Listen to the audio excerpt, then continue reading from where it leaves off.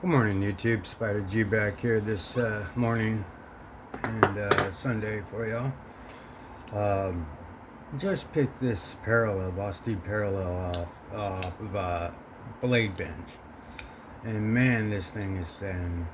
There's nothing to it whatsoever, but I love it. It's in great condition. Did have some I don't know, wear on the edge.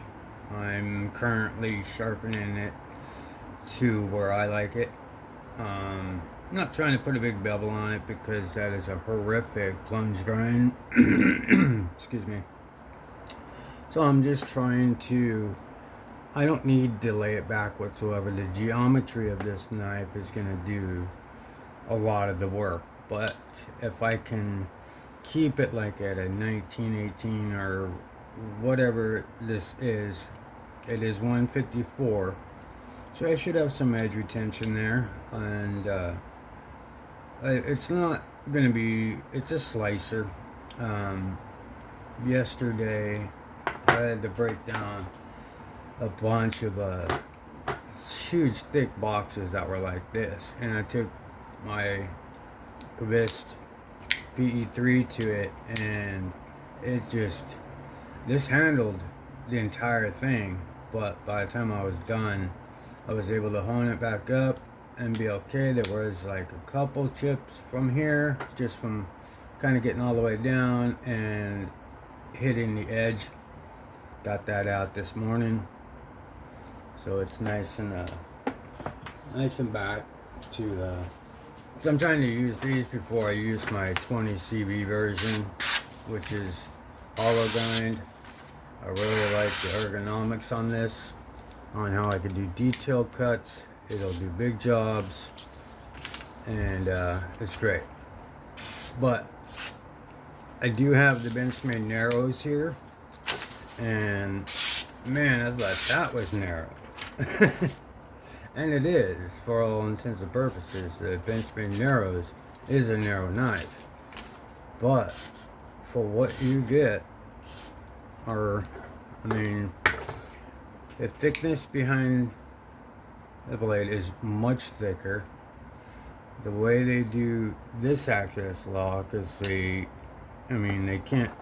were able to do it on this thin one, right? Like a normal crossbar. This isn't like a normal crossbar, but I do like these pullbacks, I guess, the way these kind of cant up and have kind of stair-stepped studs. You can see them kind of flare out. I kind of like that grabs rather than these here, because they can, not that it hurts or anything, it just has I like the opening of the Narrows, but everything else goes to the Parallel. This has M390 on it. I have used it at work quite a bit. It does do its job. It does work, but it's just the price. This is a real one, so it's like you could see the difference. And this is called the Narrows. So it's supposed to be a narrow knife, and it is. Titanium, 154. Now that is a reverse Tonto. You basically, if you were to turn it around, it's basically a Tonto. But that's how I kind of classified it. It's a Tonto. Not the ones that steep kind of go to almost like a cleaver. I don't know, that's probably, it's not like a sheep's foot, but I think any of the cut and swedges here, grinds, is just an additive aesthetic. This is what matters. You got the drop point here, spear point, what have you. This one is a sheep's foot type of reverse Tonto. I think that is actually a reverse Tonto. I'm not the the blade shape police, but there is already a burr that I started, and it's coming out pretty good. I didn't want to lay it back because, again, that plunge grind, it's just terrible. But the good thing is I don't need to lean it back. Now, this blade versus the Neves knives, that misdemeanor, I'm curious to see, because I know that one has a very, very thin blade, and I definitely want to get that one as well, but that's going to be a little bit. But I already sharpened this one up. This one is good, but it's like, it's pretty, not the thinnest behind the edge for being a narrow knife, which I thought would be a slicer, which it is, but it's like, I mean, plunge grind's a little better in that one, but I'll have to lay it back and have kind of a obnoxious type of, I guess not obnoxious, but a huge bevel in order for me to have the geometry to cut through cleanly. So, and $500, paid under $100 for this one. Titanium backspacer with a hint of green, which is cool. The guy that I bought it off of really was honest, and you gotta respect that. So if you're watching, man, thanks, being honest. He did mention there was some, on the there were some scuffs on the scale there, and I don't know, the way he made it sound like it was like almost beat up, but it's in much better condition that he made it come out to be. So that's a pleasant surprise. This one, it's narrow, it's centered, it's cool, but it's not ergonomically like you have to be back here, because I sharpen all the way the entire edge. But they both disappear in the pocket. I mean, they're great thin carries, but $592 or $90 to pay for this roughly. Plus, their tax, their commission, their shipping and stuff like that came out to like 90 something. But I've been loving it, and it's adjustable. This isn't adjustable. I don't even want to take this one apart. I have before, and that's a pain in the butt because you got these hooks, or this sort of hook that kind of goes in this circle inside. So that's what's bringing it back. It's not your traditional Omegas. These are kind of like coiled up. It's strong, and I took that obnoxious clip off and just kind of sanded down an old Benchmade clip. But yeah, so the PE3 came out really good. This thing was barely cutting paper by the time I was done with it yesterday, so it's great. And then Case of Spear, man, that's an OG right there, man. I hit him up, or messaged him. I need a pivot for one of my microbursts. Y'all know I have a microburst that I had to drill out. And this other one here starting to strip here. So he's sending me out some satin, but this one's stripping out. It's just a really shallow in there. So it's basically I got to use a 9 and be very careful. I don't Loctite it. It doesn't back out on me. But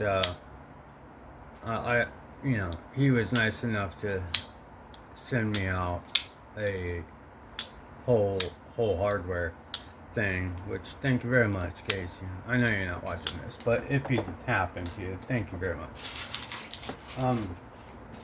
Yeah, so this is the PE3, back ready to go to work, and I just thought that this was pretty crazy. I mean, if you put these together, it's like the size of the microburst. You know, like literal credit cards. I mean, I have a card here that it is titanium. I love the wire clip though. Something about it, I like it. It's my preference. Leave me alone. I love it. I like it. But I'm sharpening up the parallel right now. Just wanted to show the difference. I don't know. I mean, it's dead net centered. Both of them. Both have a deep carry. Both are ambidextrous. But 500. Basically 100. So $400 more for this, and it's less ergonomic, less. I mean, it's just got M390 still. I mean, I don't know. I didn't buy it. It was sort of it was in a trade, but it was sort of gifted on top of that. But yeah, that's the Narrows, which blade stock thickness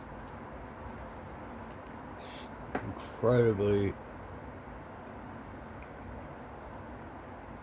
Looks like it, but there's a swedge. It could be deceiving. It is pretty. It's not super thin, and it's thin only because I laid it back. Anyway, this one, I don't know if they showed or not, but might get a little more edge retention out of this one, but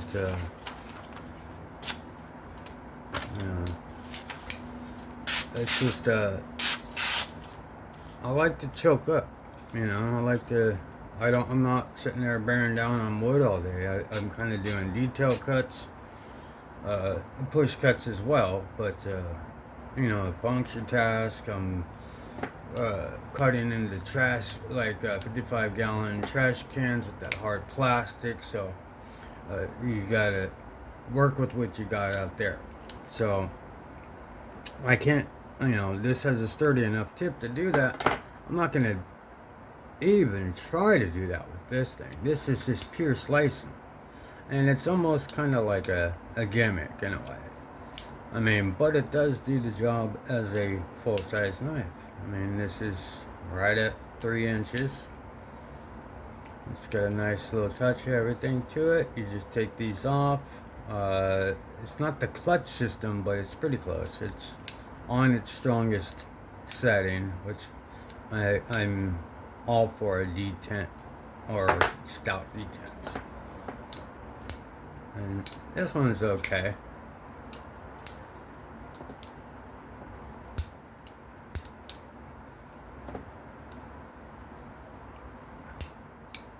I really do like these type of stepped. I don't know, it's like that glide lock. I don't know, they just kind of spread their wings out there. You could see how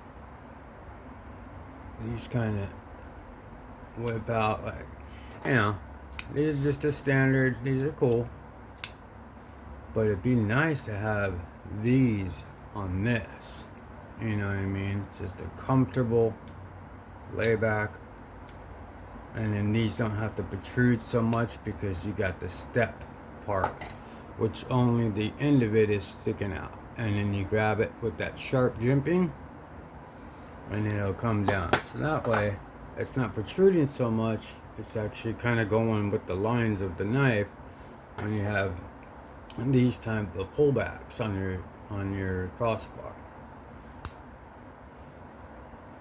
That'd be kind of cool.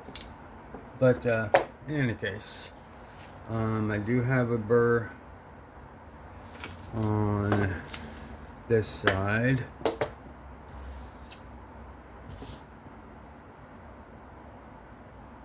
So I'm gonna go ahead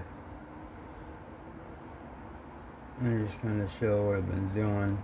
Kind of keeping it up there, not trying to get into that I'm just going real slow, pulling back, elbow up, barely, because barely any belly.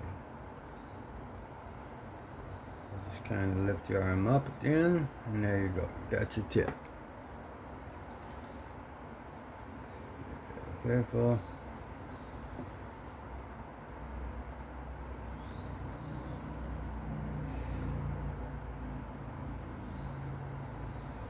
Nothing worse than getting a new knife to you, and then you got this plunge grind. I don't know, that's sharpeners. We really look at that part. You know, there's not everybody sharpens their knives as many times as we do. So, you know, a lot of that doesn't really apply to a lot of people. But to us, we want that life. We want it to be as thin as possible, as behind the edge as far as possible. That's why hollow grinds are just preferred, or flats. But just keep it nice and symmetrical, because I don't 154, 14C, they all respond real good to stropping and honing right back up. So this is going to be, and I'm trying to have some toughness with this, so I don't want to lay it back. But there was some, I don't want to say chips, but there was some, you know, some, when you run your finger up, I was feeling a little bit of, you know, I don't know if it's a chip or not, but just bumps here and there. So tried to strop it out at first, but I'm like, you know, I might as well just, it doesn't look like it was sharpened. So I like to, when I get my knives or a new knife, I like to sharpen it right away and get past that like manufactured type of sharpening and get to the, and get my scratch patterns and get past that and create my own teeth rather than the up and down belt sharpening or whatever. It just has my edge on it that I like, and has that good fresh steel with great cutting abilities, helping the geometry along. So I got a burr all the way across.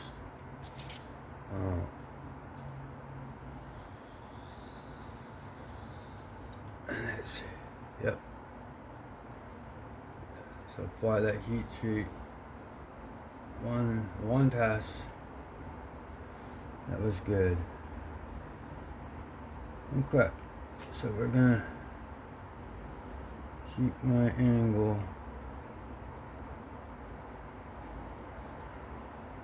right about there.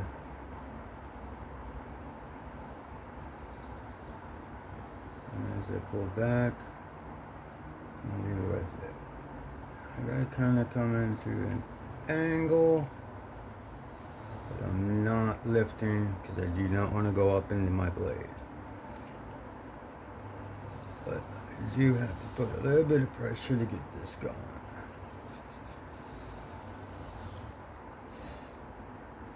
I started with the 600 and I'll probably end up on the 12 just to, it is 154.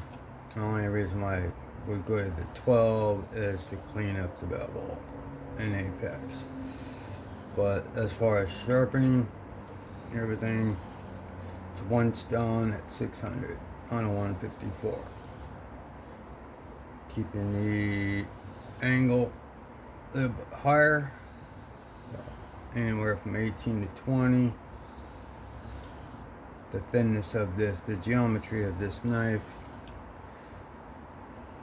won't take a lot to cut through things, so no need to have a crazy bevel. The knife is already thin. Alright, so we're coming up pretty good. Everything seems, there's no smiles, everything's good. I'm not touching that. Burr's on the other side. but I'm going to define the bevel a little more.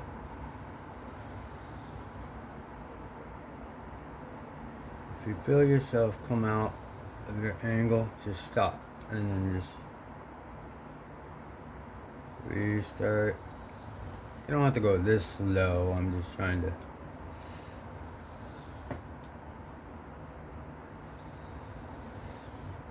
Okay, I think I lifted up a little too high on that last one. Not the very last, but second to the last. So I'm gonna go ahead and correct it before it becomes permanent. There you go. So I want to keep my tip nice pointy. It's good. It's got the burr at the tip of the. There we go.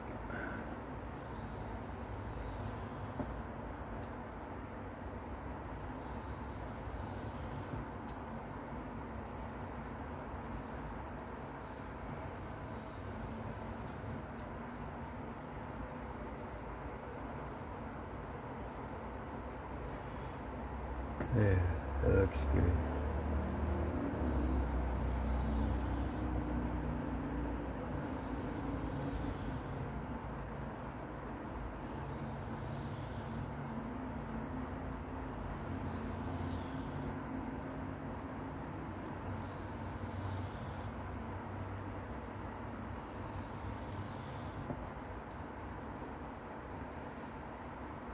Fantastic.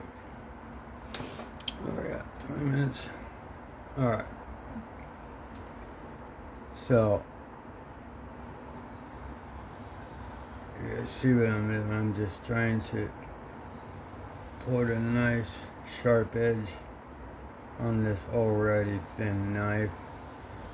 Not laying it back.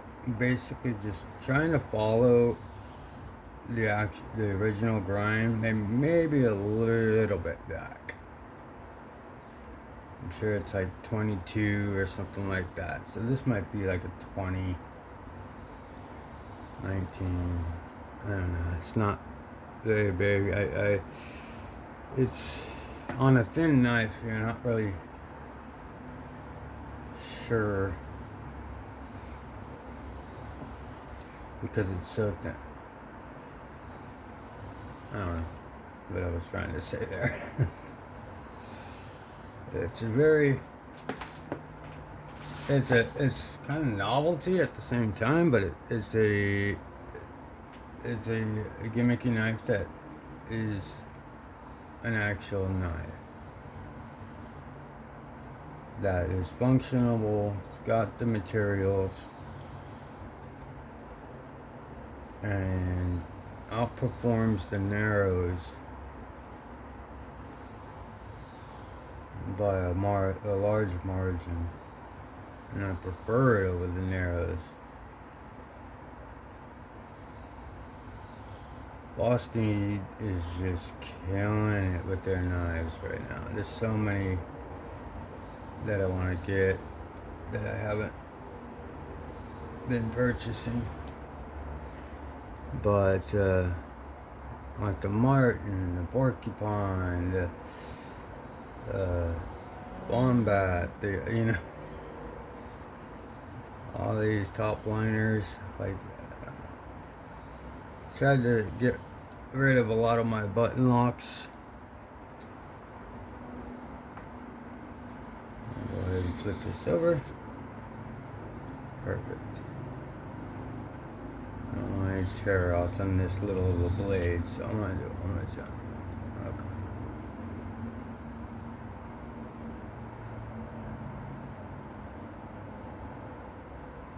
Lock up.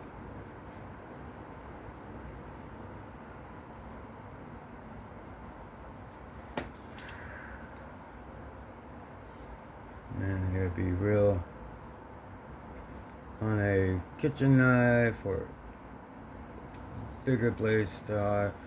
You could be a little more reckless, but when it's this thin, you want to be precise. It's like when I finally am able to get the misdemeanor, and I'll get that thing at some point. It's gonna be great.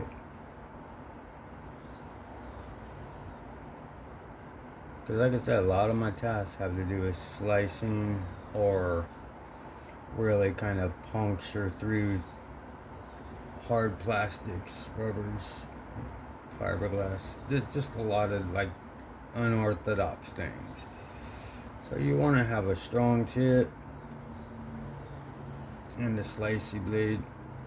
So I always have a backup. My backup will be have a like a nice robust type of blade, and then I have a slicey blade.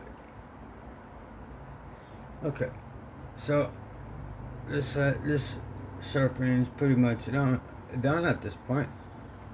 I'm gonna switch everything over to the 1200 real quick, just to clean up the edge. Yeah, and I will be right back. Okay, so I'm just finishing up on the 1200. Just trying to make sure my tip is nice, sharp, pointy.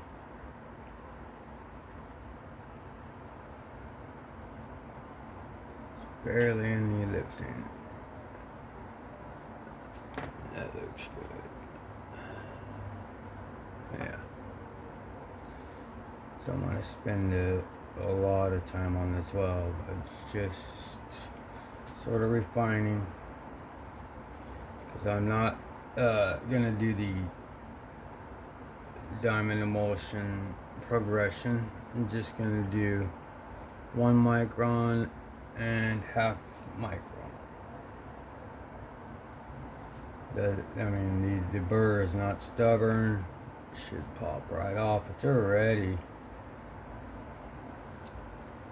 just on the apex itself, barely.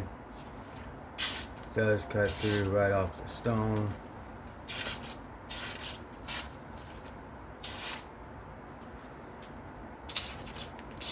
Just a little bit on the actual apex. So we're gonna go ahead and let's see if I have this.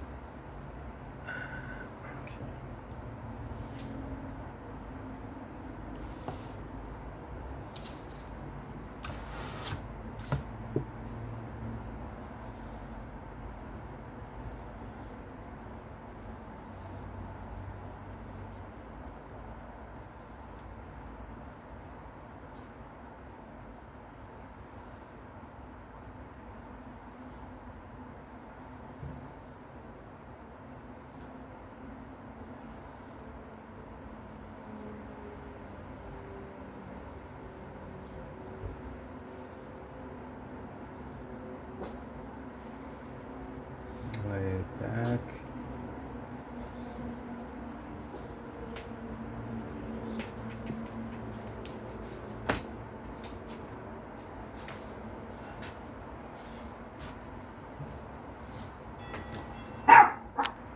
Okay, so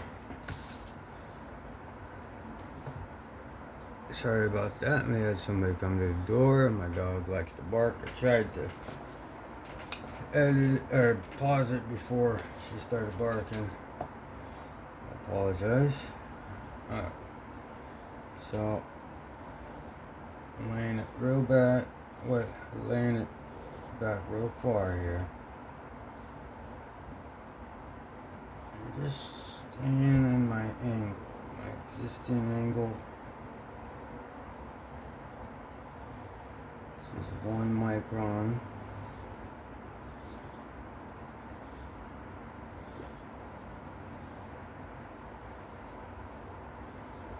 Barely any pressure.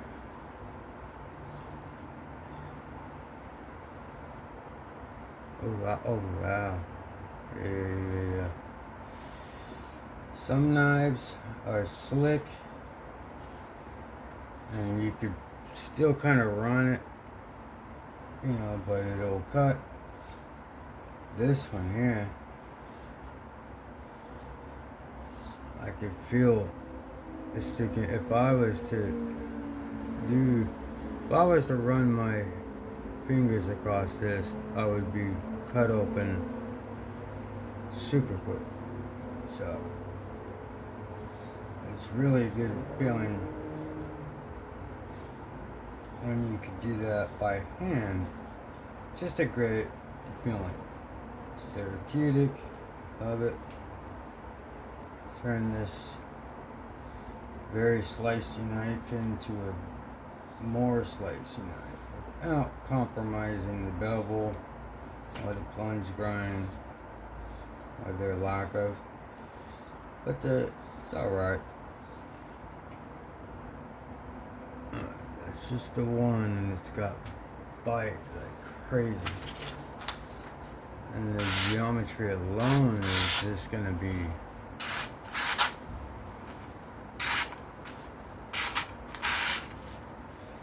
yeah. So this is where it fine tunes 0.5.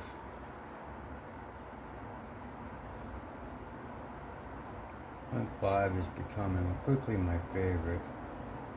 Because one does the job, but you could see the concentration of emulsion and emulsion you got in there. It's a perfect. Like that's a 1, you know it's a 1. Come down to the 0.5. Hones it just like anything else, but also puts a little polish on that, and it'll snag this side of the straw. Should snag any remaining burr off of that apex or tip. And since it's all kind of rigid down here, I kind of just run my blade ever so slightly to grab any remaining burr off that blade. Now I don't have a microscope. I mean, I'm sure there's stuff left over, some burr left over.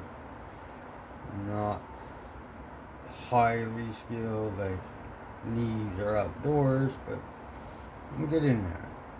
I have confidence in each knife that I do, that it will. But I always start off with my first sharpening day. I sharpen every day. It's something. I sharpen at least. My first knife is like a knife to get me started. And then my second knife is where the real results come from. Because you wake up and you want to sharpen, but you don't want to use, you know, your foggy or whatever. You're waking up. Well, that's me, but yeah. So that half micron. I'm thinking about getting the 0.25. You know, having a 6, a 1, 0.5, 0.25. That just might be the way I might go. And just go ahead with the big bottles. Just trying them all out. The 9 is a little aggressive. So I got to try that. It's okay. 6, I've already tried before. The 4 is actually pretty good for stubborn burrs. That's like a good 6, and the 4 is good. That's a one and done type deal. But I like to progress it. But on something like this, I just did the 1 and the 0.5. And started with the 600 because I'm not trying to take off a ton of steel. just getting past that first factory grind. That's it. And revealing teeth and revealing a very sharp knife that will perform wonderfully. Anyway, that was a... Oh, okay. We'll go ahead and end it there. There's some other talk with this, with the narrows and the parallel and stuff like that. So I appreciate y'all watching. This is like what I like to do, is just sharpen, talk about sharpening, talk about knives, and just continue to go about my journey. And still loving it. And it's good to be back to work. Shout out to all my people at work. Everybody's been really cool. Management's been cool. The supervisor's cool. Colleagues are cool. Yeah. So, shout out to my work, my peoples, my team. Even you, Josue. Kidding.